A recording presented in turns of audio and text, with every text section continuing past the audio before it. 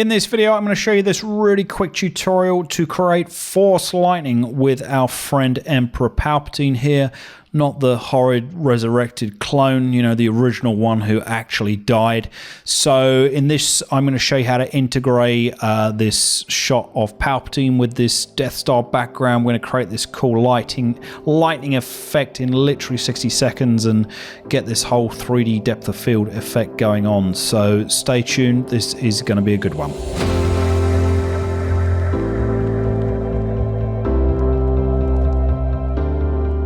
Okay, very simple setup to begin with. Went on to Google and searched for Return the Jedi Throne Room. This was the only one I could find, which is kind of okay, but it's actually got the Emperor in the background. So what I've done with this is just popped on a little iris blur to really kind of knock out the background so you can't tell he's there, and then leave some of the foreground you know, in focus.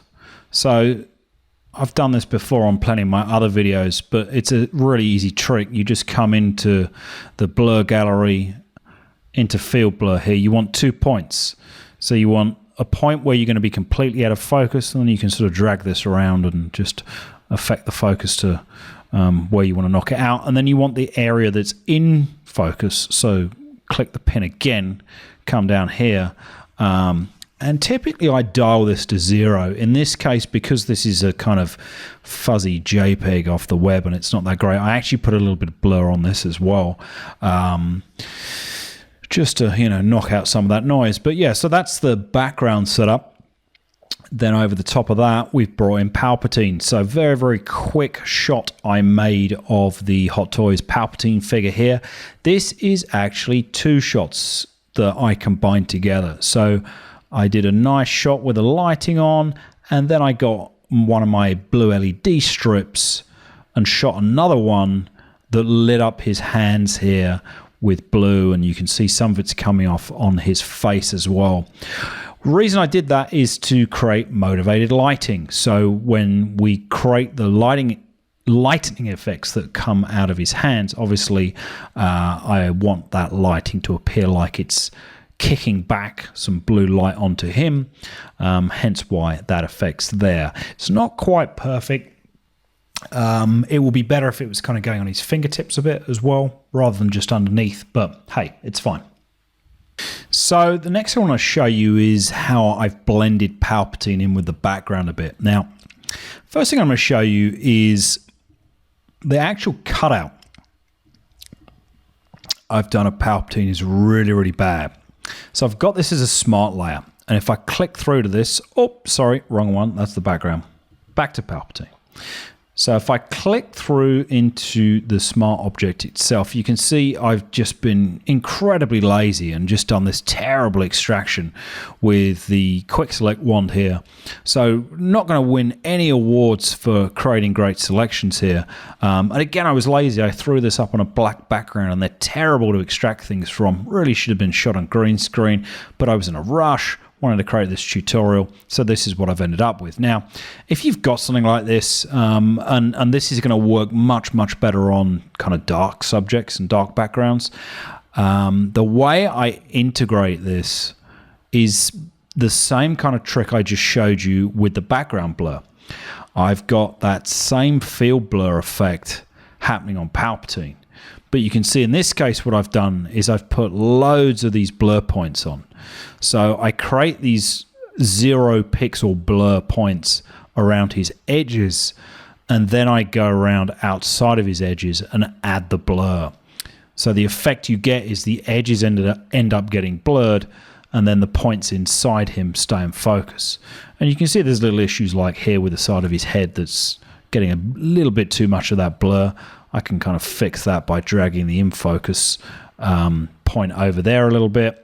But it's a very quick and dirty way of fixing up sort of jagged edges like that. It also gives the idea of a little bit of depth of field in your shot, so it actually can make it look quite nice. And of course, because the blur ends up transparent, it makes the blend with your background really nice. So you can see there it's got applied that will get a little bit better when this finally renders out.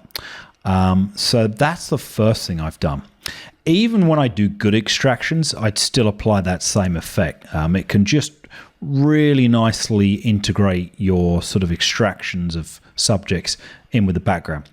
Next thing I wanted to do was just match the colors. Now, normally you can do this with curves by coming on a curves layer here.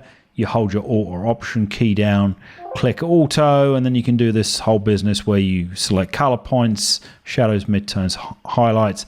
I just eyeballed this and put this curves layer over the background just to put a little bit more cyan in some of the sort of midtones, highlights here, just to kind of equalize the background with Palpatine as well. So just eyeballed it. It's fine. It doesn't need that much attention paid to it because right at the top, we're going to put our color grade on. So the color grade at the top, I've got all sorts of things going on. We've got a lookup LAR. There's a curves adjustment here that's going to add a little bit more lightness. I do a full dodge and burn over Palpatine to sort of really bring up his details. You can see all the fingers and highlights and things are brought up. And then finally, just adding a little bit more saturation.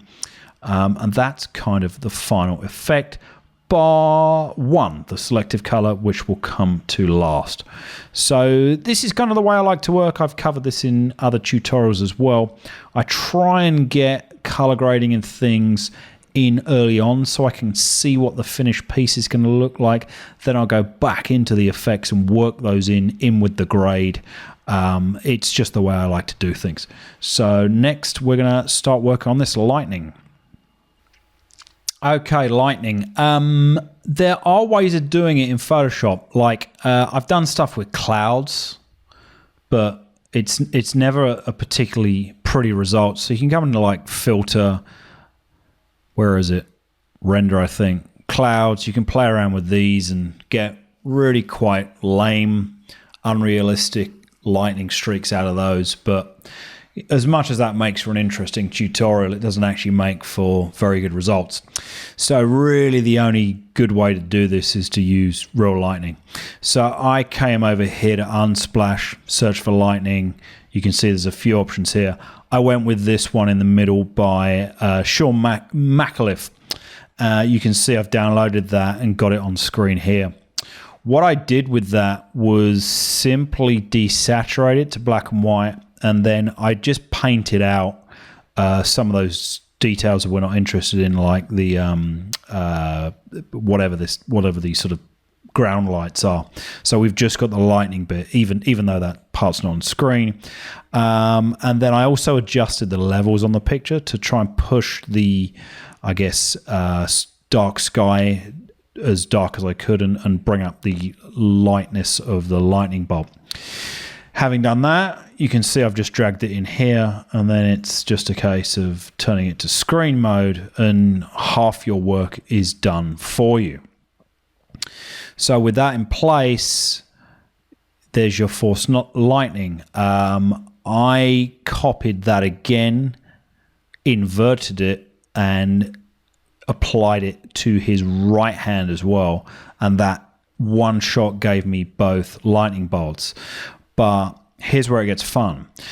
What I want to do, and we might do this on the right one initially, just to make it a bit more fun, is get this kind of depth of field effect where I want to kind of imagine this lightning streak is actually getting quite close to the screen. And so again, we're going to use my trusty friend field blur. And then with this, exactly the same as you've already seen me do a couple of times in this video, on the edge, we're going to go really quite out of focus. And then on his hand, we'll take that back to 0 so that the lightning's nice and sharp. In fact, we'll pull that across so it keeps the origin point of the lightning in focus. We'll come back down here, and you can really crank this up. And you can see it's starting to fray out. I pull it back just a little. But that's not bad, right? And click OK on that. And we've got this great effect with the lightning where it seems to be coming out of his hand and then losing focus as it gets close to the lens, creating this depth of field effect as if it were three-dimensional. So that's all I've done for the final piece with these two layers here. Sorry, these two layers. Don't know why I've got that one in the middle, called Lightning 2. And that's pretty much it. You can see that blur there. Then there's just one more thing this needs, which is a bit of color. So this whole layer that's got, this whole group that's got those two lightning effects in, just popped a selective color effect on top of that. Probably the neutrals. Yep, the neutrals, I've just pushed the sign up, the blues up a bit, and if I turn that on, pop, there we go. Nice, beautiful blue Emperor Palpatine lighting. And that is pretty much it. So quick tutorial, really not much to this. You can see with all of this in place, the grading, bit of dodge and burn, very, very little time spent on those lightning effects. Got a great looking piece. So hope you enjoyed this tutorial. I'd really love it if you could leave me a like below. Equally, if you've got any questions about this, anything you want to know, leave me a comment below. I do my best to answer all serious questions and occasionally unserious questions as well. Lastly, if you like this tutorial, there's plenty of others on the channel which I think you'll like as well. Make sure to hit subscribe so you get updates when I publish new content each week, and I'll see you in the next video. Thanks for watching. Head to ToyShooter.com to join our newsletter and get my free guide to toy photography. Don't forget to subscribe to our channel on YouTube using the link below. When you subscribe, look for this option to be notified whenever we upload new tutorials. Otherwise, videos will probably get lost in your feed here on YouTube. To see my work on Instagram, you can follow our account at instagram.com/WeShootToys, where you'll also find some exclusive behind-the-scenes videos. You can also get regular news and updates from our Facebook page at facebook.com/ToyShooter. As with YouTube, you can get notified whenever I upload news or photos by clicking on that like button arrow, then selecting all notifications. You can always change this later if I'm posting more cool stuff than you can handle. Here are all those links again. See you next time.